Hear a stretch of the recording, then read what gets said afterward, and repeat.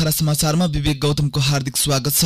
Radio Maurakhara FM 106.5 megahertz र अनलाइनमा www.radiomaurakhara.fm.com.np मार्फत संसारभरिकै साथ प्रसारण भइरहेको छ।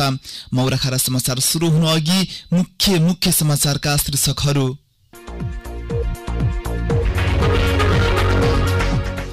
भारतबाट फर्किँदा बाटोमा अलपत्र परेका नागरिकलाई गाउँपालिकाद्वारा उद्धार। गाउँले कुटपिटबाट चौरजहारमा एक युवकको मृत्यु। रोल्पामा गाउँपालिका अध्यक्ष घरतीद्वारा ओडा अध्यक्षमाथि कुटपिट। बजारमा कृत्रिम अभाव देखाउनेलाई कारबाही हुने उपप्रमुख रोकाको दाबी। सुर्खेतका 3 संक्रमित भारतबाट आएका पाइयो। 75 जना संक्रमित थपिए। 19 जना कोरोना मुक्त भएर घर फिर्ता।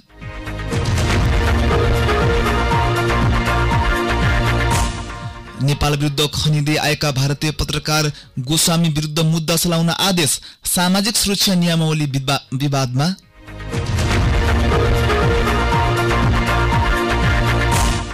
र विश्वभर कोरोना भाइरसबाट 117 नेपालीको मृत्यु। 12,811 मा संक्रमण।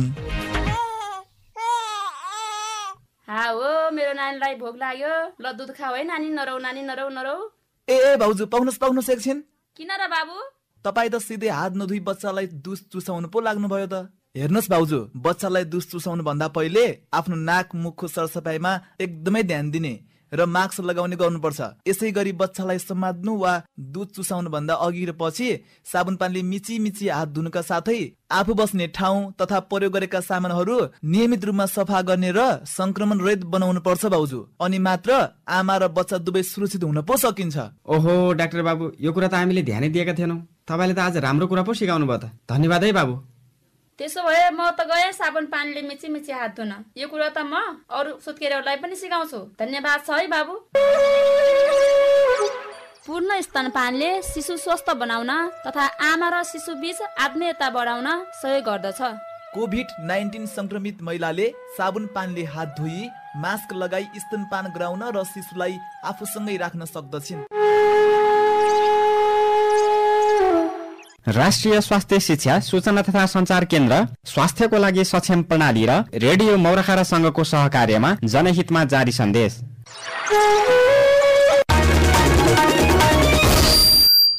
मौराखरा समाचार अब विस्तारमा। रुकुम पश्चिम सानीभेरी गाउँपालिकाद्वारा भारतबाट घर फर्किँदा बाटोमा अलपत्र परेका सानीभेरीवासी 10 जना नागरिकलाई उद्धार गरेको छ।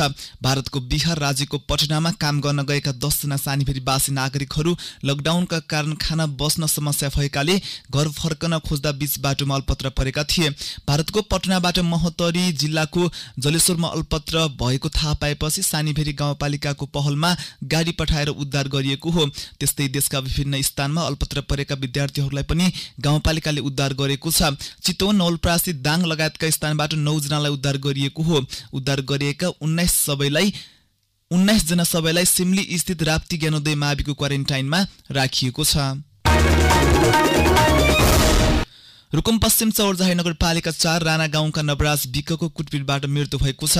चौरजारी 8 सोतीमाका युवाहरूको कुटपिटबाट विकको शनिबार राति मृत्यु भएको हो। नवराजसँग गएका 6 जना युवाहरू अझै बेपत्ता रहेको जाजरकोटका डीएसपी किशोर श्रेष्ठले जानकारी दिनुभएको छ। घटनामा संलग्न रहेको आरोपमा 12 जनालाई चौरजारी स्थित प्रहरीले पक्राउ गरेको छ। नवराज र सोती स्थित एक युवती 20 लामो समयदेखि प्रेम रहेको र ती युवतीले बोलाएपछि नवराजले 19 जना युवाहरू लिएर जाजरकोटबाट शनिबार बेलुकी सोती गएका थिए। केटाहरू आएको खबर ती युवतीको आमाले थाहा पाएर हल्ला गरेपछि गाउँलेहरूले युवाहरूलाई कुटपिट गर्दा नवराजको मृत्यु भएको डीएसपी श्रेष्ठले बताउनु भएको छ। गाउँलेहरूले लखेड्दा अन्य 6 जना बेपत्ता रहेको उहाँको भनाइ छ। नवराज ती युवती बीच प्रेम रहेको थाहा पाएपछि आफन्तले उनीहरू बीच विवाह हुन नदिन चौरजारी प्रहरी कार्यालयमा केही समय अघि उजुरी समेत दिएको श्रेष्ठले जानकारी दिनुभयो। उजुरी दिएपछि दुवै समूह बीचमा छलफल समेत भएको थियो।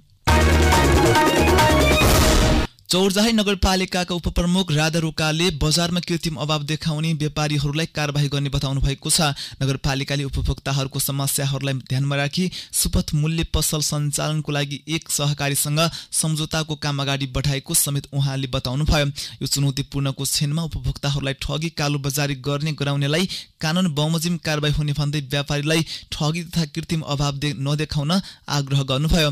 व्यापारीहरूले ठगेको पाइएमा चौरजाही नगरपालिकामा रहेको उपभोक्ता हित संरक्षण समितिमा आएर बिल सहित दर्ता गराउन उपभोक्तालाई आग्रह समेत गर्नुभएको छ। यसैबीच सोही कार्यक्रममा बोल्दै उद्योग वाणिज्य संघ जाजरकोटका अध्यक्ष कनबहादुर खत्रीले सेवाग्राहीहरूलाई माल सामान आपूर्तिमा सहज गराउन व्यापारीहरूलाई आग्रह गर्नुभएको छ। अध्यक्ष खत्रीले लकडाउन भए पनि खाद्यान्न आपूर्ति नरोकिएको अवस्थामा उपभोक्ताहरूलाई सहज रूपमा माल सामान आपूर्ति गर्नुपर्ने कुरामा जोड दिनुभयो। पछिल्लो समयमा मालवाहक गाडी चालक कारखानाका कार्यरत मजदुरहरूको ज्याला वृद्धि भएकोमा खाद्यान्नमा केही मूल्य वृद्धि भए पनि चर्को मूल्यमा माल सामान बिक्री गरेको उपभोक्ताहरूको गुनासो आएको भन्दै त्यसो नगर्न व्यापार व्यवसायीहरूलाई आग्रह गर्नुभएको छ। रुकुम पश्चिमका स्थानीय तहमा मकैमा अमेरिकन फौजी किराको प्रकोप बढिरहेको छ। जिल्लाको बाँफीकोट गाउँपालिका वडा नम्बर 6, 7, 8 र 9 र सानीफेरी गाउँपालिकाको 3 र 4 नम्बर वडा यस्तै चौरजारी नगरपालिकाका अधिकांश किसानले लगाएको मकैमा यस्तो रोग लागेको हो।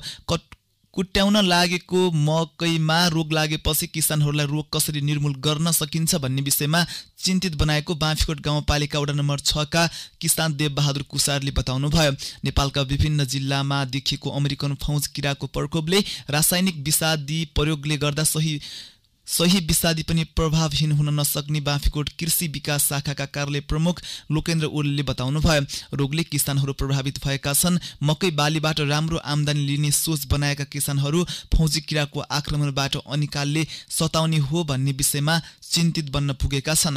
अमेरिकन फौजी किराले मकै बालीलाई धेरै मन पराउने गर्छ। मकै मात्र होइन, धान, गहुँ, तोरी लगायत 80 प्रकारको बालीमा असर पुर्याउने भएकाले बालीमा ध्यान दिनुपर्ने सानीफेरी गाउँपालिका कृषि विकास शाखाका कार्यालय प्रमुख महेन्द्र ओलीले भन्नुभयो।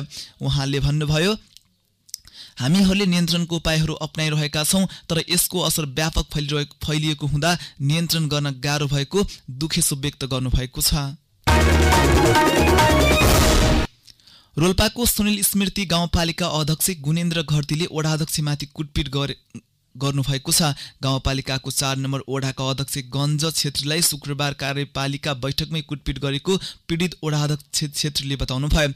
कोरोना भाइरसको जोखिम कम गर्न वडा नम्बर 4 को सुलीचौर बजारमा रहेका बैंकलाई हप्तामा 3 दिन खोल्ने निर्णयका विषयमा कार्यपालिकामा बहस भइरहेका बेला अध्यक्ष घरतीले आफूमाथि 81 हातपात गरेको वडा अध्यक्षको भनाइ छ। वडा अध्यक्ष क्षेत्रीले आफूमाथि कुटपिट गरी घाइते बनाएको भन्दै अध्यक्षमाथि कारबाहीका लागि इलाका प्रहरी कार्यालय सुलीचौरमा उजुरी समेत गर्नुभएको छ। गाउँपालिका अध्यक्ष घरती तत्कालीन माओवादी केन्द्रबाट तथा वडा अध्यक्ष क्षेत्री नेपाली कांग्रेसबाट निर्वाचित भएका हुन्। यसैबीच नेपाली कांग्रेस रोल्पाले पनि एक विज्ञप्ति जारी गर्दै कुटपिट गर्ने अध्यक्षमाथि हदैसम्मको कारबाहीको माग गरेको छ। नेपाली कांग्रेस रोल्पाका सभापति अमर सिंह पुनले निकालेको विज्ञप्तिमा स्थानीय सरकारको प्रमुख जस्तो जिम्मेवार पदमा रहेका गाउँपालिका अध्यक्ष घरतीले विवाद मिलाएर सबैलाई समेटेर जानुपर्नेमा उल्टै हातपात गर्नु आपराधिक गतिविधि भएकाले कारबाही गर्ने स्थानीय प्रशासन र नेपाल सरकारसँग माग गरिएको छ। डोल्पाको सेफोक सिन्धु निकुञ्जबाट गस्ती टोलीले 20 थान भरुवा बन्दुक र 3 थान घोरलको छाला बरामद गरेको छ। निकुञ्जबाट खटिएको गस्ती टोलीले त्रिपुरा सुन्दरी नगरपालिकाका रुम र रसी तथा ठुलीबेरी नगरपालिका परिला र रह क्षेत्रबाट बेवारिसी अवस्थामा 20 थान भरुवा बन्दुक, 1 थान नाल र 3 थान घोरलको छाला बरामद गरिएको निकुञ्जले जनाएको छ। बरामद गरिएका भरुवा बन्दुक र छाला निकुञ्ज कार्यालय सुलीगाडमा राखिएको निकुञ्जका प्रमुख संरक्षण अधिकृत सरोजमणि पौडेलले जानकारी दिनुभयो। अवैध चोरी सिकारी रोक्नका लागि निकुञ्जले हात हतियार खोजी गर्ने अभियान सञ्चालन गरे पनि सो परिमाणको भरुवा बन्दुक र छाला बेवारिसी रूपमा फालिएको अवस्थामा बरामद गरिएको बताइएको छ। बेवारिसे अवस्थामा फेला परेका भरुवा बन्दुक कसका हुन्, कसले चोरी सिकारी गरेको छ भन्ने विषयमा अनुसन्धान भइरहेको निकुञ्जले जनाएको छ। निकुञ्ज र मध्यवर्ती क्षेत्रभित्र बसोबास गर्ने सम्पूर्ण सर्वसाधारणलाई आफूसँग भएका हात हतियार बुझाउन 35 दिने सूचना समेत जारी गरिएको प्रमुख संरक्षण अधिकृत पौडेलले जानकारी दिनुभयो। निकुञ्ज क्षेत्रमा पाइने बहुमूल्य जडीबुटी, दुर्लभ वन्यजन्तु लगायत वन पैदावारको चोरी तस्करी रोक्नका लागि पछिल्लो समयमा निकुञ्ज सुरक्षार्थ बसेको ईश्वरी बक्स गुल्माका सेना र निकुञ्जका कर्मचारीले नियमित गस्ती गर्ने गरेका छन्। मौराखारा समाचारमा अब छोटो विश्राम।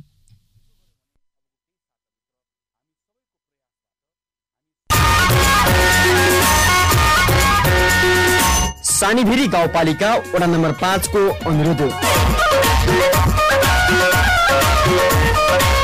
हाल विश्वभर महामारीको रूपमा फैलिएको कोरोना भाइरस कोभिड-19 को संक्रमण नेपालका विभिन्न ठाउँमा देखिएकाले यसको प्रत्यक्ष असर सानीभेरी गाउँपालिका लगायत विभिन्न वडाहरूमा पनि देखिन सक्ने सम्भावना भएकाले यसको रोकथाम तथा नियन्त्रणका लागि सानीभेरी गाउँपालिका र वडा नम्बर 5 ले पनि विभिन्न रोकथामका उपायहरू अपनाएको हुँदा कोरोना भाइरस संक्रमण हुन नदिन वडाका दहनेटा र पोखरीको नाका पूर्ण रूपमा बन्द भएकाले त्यहाँबाट आवतजावत नगराउनु हुन अनुरोध छ।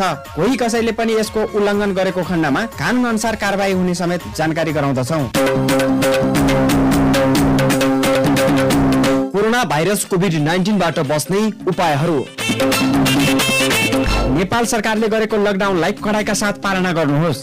अति आवश्यक काम बाहेक घरबाट बाहिर ननिस्कनुहोस्। अरूको घरमा नजानुहोस्। आफ्नो घरमा कसैलाई पनि आउन नदिनुहोस्। छिमेकी मुलुक भारत लगायत अन्य मुलुकबाट फर्केकाहरूमा कोरोना भाइरसमा देखिने लक्षणहरू देखिएमा तत्काल स्वास्थ्य चेक जाँच गराउनुहोस्। नियमित मास्कको प्रयोग गर्नुहोस्। नियमित रूपमा कम्तीमा 20 सेकेन्ड साबुन पानीले राम्ररी हात धुनुहोस्। खोक्दा, हाछिउ गर्दा नाक र मुख सफा रुमालले छोप्नुहोस्। वडा भन्दा बाहिरबाट आएका व्यक्तिहरूको जानकारी वडा कार्यालयलाई दिनुहोस्। लाल बहादुर खड्का, वडा अध्यक्ष तथा कोरोना भाइरस कोभिड-19 प्रतिकार वडा समन्वय समिति संयोजक, सानीभेरी 5, दुली, रुकुम पश्चिम।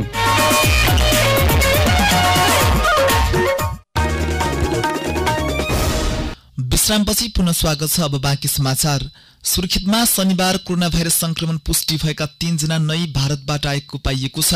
संक्रमित मध्ये चौकुने गाउँपालिकाका 32 वर्षका युवक भारतको मुम्बईबाट आएका थिए। अन्य 2 25 वर्षका युवक र 22 वर्षीय महिला भारतको राजधानी नयाँ दिल्लीबाट आएको पाइएको छ। चौकुनेका युवक गोरे गाउँमा रहेको एक रेस्टुरेन्टमा काम गर्ने गरेको खुलेको छ। उनी 2 जेठमा एउटा ट्रक चढेर नेपाल आएका थिए। उनीसँगै चौकुने र पञ्चपुरी नगरपालिकाका कम्तीमा पनि 65 जना त्यही ट्रकमा थिए। उनीहरू भारतले सीमामा बनाएको क्वारेन्टाइनमा सँगै बसेका थिए। बिहीबार भारतीय सीमाबाट भित्रेका कर्णालीका नागरिकहरूलाई बबईमा rapid diagnostic test RDT test गरिएको थियो। 740 जनाको आरडीटी गरिएकोमा 15 जनाको रिपोर्ट पोजिटिभ आएको थियो। तीनै 15 जनाको कोरोना भाइरसको पीसीआर प्रविधिबाट टेस्ट गरिएको थियो। पीसीआरमा 3 जनालाई कोरोना भाइरस भएको पुष्टि भएको हो। हिजो काठमाडौँ उपत्यका सहित देशका विभिन्न जिल्लामा गरेर 75 जना कोरोना संक्रमित थपिएका छन्। स्वास्थ्य तथा जनसंख्या मन्त्रालयका अनुसार हिजो बाँके, बर्दिया, सुर्खेत, बैतडी, कपिलवस्तु, झापा, सर्लाही, बारा, काठमाडौँ, रूपन्देही, गुल्मी र चितवनमा 75 जना संक्रमित थपिएका छन्। यो सँगै नेपालमा संक्रमितको संख्या 591 पुगेको छ। हिजो सबैभन्दा धेरै बाँकेको नरेन्द्रपुरमा 27 जनामा संक्रमण देखिएको छ। राप्ती स्वास्थ्य विज्ञान प्रतिष्ठानमा गरेको नमुना परीक्षणमा नरेन्द्रपुरका 27 जनामा संक्रमण पुष्टि भएको हो। त्यसपछि सर्लाहीमा 13, कपिलवस्तुमा 11, रूपन्देहीमा 11, बैतडीमा 4, सुर्खेतमा 3, झापा, बर्दिया, गुल्मी, काठमाडौँ 12 र चितवनमा 1 जना संक्रमित थपिएका छन् भने हालसम्म 3 जना संक्रमितको मृत्यु भएको छ भने 89 जना कोरोना मुक्त भएर घर फर्किएका छन्। केही दिन यता नेपाल र नेपालीहरूप्रति आक्रामक रूपमा प्रस्तुत भइरहेका भारतीय पत्रकार अर्णव गोस्वामी विरुद्ध साम्प्रदायिक सद्भाव भड्काएको आरोपमा अदालतले स्थानीय प्रहरीलाई मुद्दा चलाउन आदेश दिएको छ। मुस्लिम धर्मावलम्बीहरूको मानहानि र गाली बेइज्जती गरे बापत मुम्बई प्रहरीले दर्ता गर्न लागेको मुद्दा रोकी पाऊ भनी दायर गरिएको उनको अपिल सर्वोच्च अदालतबाट गत मंगलबार खारेज भएको थियो। अदालतले उक्त अपिल खारेज गरेसँगै महाराष्ट्र प्रहरीलाई अनुसन्धान अघि बढाउन आदेश दिएको हो। पत्रकार गोस्वामीले मुम्बई शहरका लाखौं सुकुम्बासी विरुद्ध टेलिभिजन कार्यक्रम मार्फत बारम्बार प्रयोग गरेको तुच्छ र निकृष्ट भाषालाई लिएर प्रहरीले मुद्दा दर्ता गर्ने तयारी गरेको छ। प्रहरीले आफूलाई सम्मानित देखेपछि उनले मुद्दा खारेजीको मागसहित केस चलाउनै पर्ने भए प्रहरीको केन्द्रीय अनुसन्धान ब्युरोलाई हस्तान्तरण गर्नुपर्ने जिकिर बोकेर दिल्ली स्थित सर्वोच्च अदालत पुगेका थिए। तर अदालतले लकडाउनको अवधिमा भिडियो कन्फरेन्स विधि मार्फत गोस्वामीको अपिल खारेज गरेको थियो। न्यायाधीश DI चन्द्रचूड र MR शाहको संयुक्त इजलासले प्रेस स्वतन्त्रता भनेको जथाभावी बोल्नु र लेख्नु कदापि होइन भन्दै 56 पृष्ठ लामो फैसला सुनाएको थियो।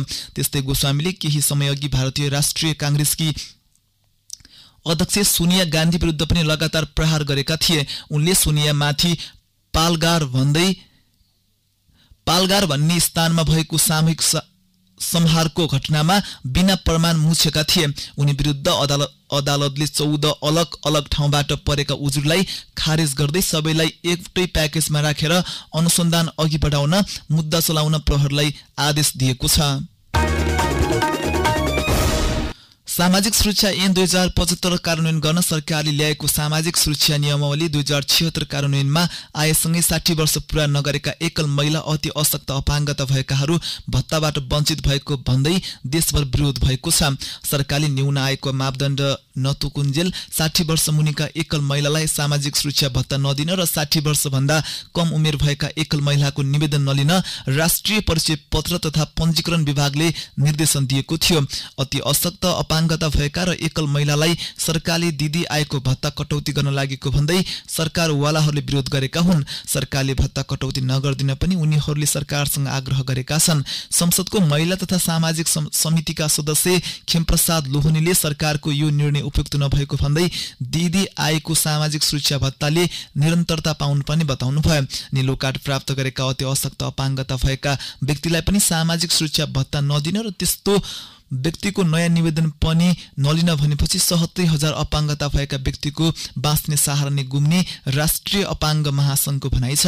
राष्ट्रिय परिचय पत्र तथा पञ्जीकरण विभागका अनुसार अहिले 32,45,541 जनाले विभिन्न प्रकारको सामाजिक सुरक्षा भत्ता पाउँदै आएका छन्। महिला बालबालिका तथा ज्येष्ठ नागरिक मन्त्रालयका प्रवक्ता ज्ञानेन्द्र पौडेलले सामाजिक सुरक्षाको रकम निरन्तरताका लागि मन्त्रालयले पहल गरिरहेको बताउनुभयो। मौराखरा समाचारको अन्त्यमा विदेशको समाचार। अमेरिकी राष्ट्रपति डोनाल्ड ट्रम्पले कोरोनाको जोखिम कम गर्न भन्दै सिफारिस गरेको मलेरियाको औषधिले मृत्युको जोखिम बढाउने एक अनुसन्धानले देखाएको छ।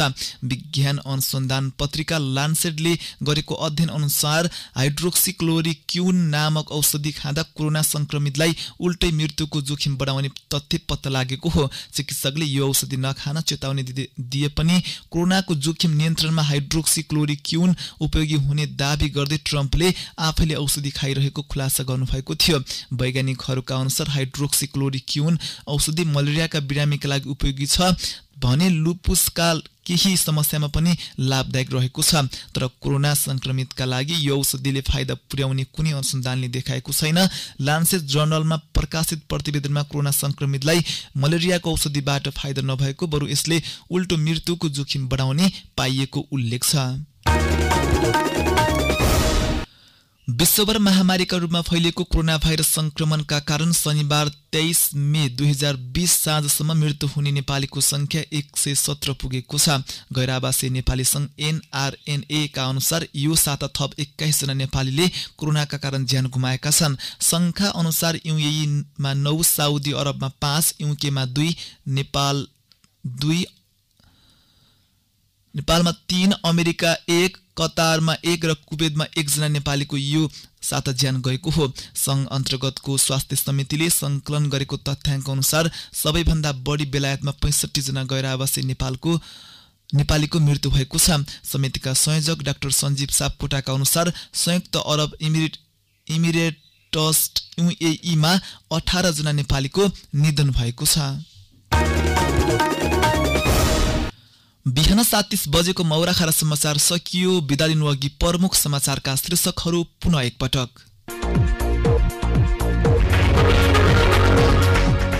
भारतबाट फर्किँदा बाटोमा अल्पत्र परेका नागरिकलाई गाउँपालिकाद्वारा उद्धार। गाउँले कुटपिटबाट चौरजहारीमा एक युवकको मृत्यु। रोल्पामा गाउँपालिका अध्यक्ष घरतीद्वारा वडा अध्यक्षमाथि कुटपिट। बजारमा कृत्रिम अभाव देखाउनेलाई कारबाही हुने उपप्रमुख रोकाको दाबी। सुर्खेतका 3 संक्रमित भारतबाट आएको पाइयो। 75 जना संक्रमित थपिए। 19 जना कोरोना मुक्त भएर घर फिर्ता।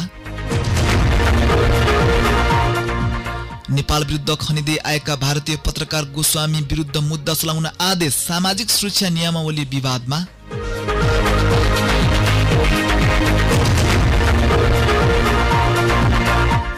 र विश्वभर कोरोना भाइरसबाट 117 नेपालीको मृत्यु। 12,811 मा संक्रमण। हौस् त बिहान 7:30 बजेको मौराखरा समाचार यति नै। समाचार कक्षका सम्पूर्ण साथीहरूलाई धन्यवाद दिँदै म विवेक गौतम पनि छुट्ने आज्ञा चाहन्छु। रेडियो मौराखरा 106.5 मेगाहर्ज सुन्दै गर्नुहोला। नमस्कार।